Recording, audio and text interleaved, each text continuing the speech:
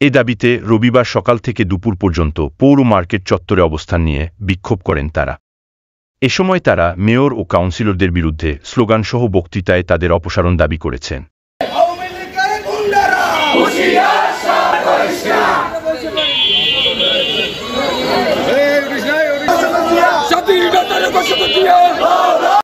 জনগণের ভোট চুরি করে অবৈধভাবে নির্বাচিত হওয়া মোংলা পোর্ট পৌরসভার মেয়র ও কাউন্সিলরদের অপসারণ দাবি করেছেন পৌরবাসী।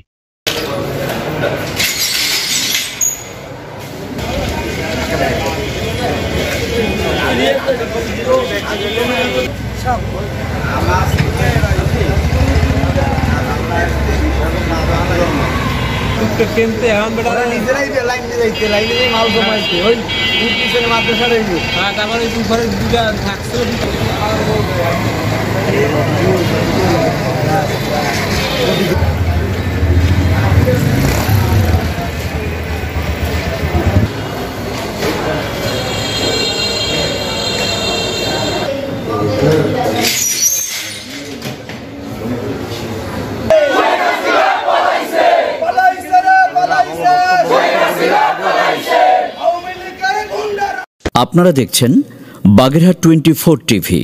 সব খবর পেতে আমাদের সাথে যুক্ত থাকুন। সাবস্ক্রাইব করে আপনার প্রিয় পছন্দের চ্যানেলটির সাথেই থাকুন।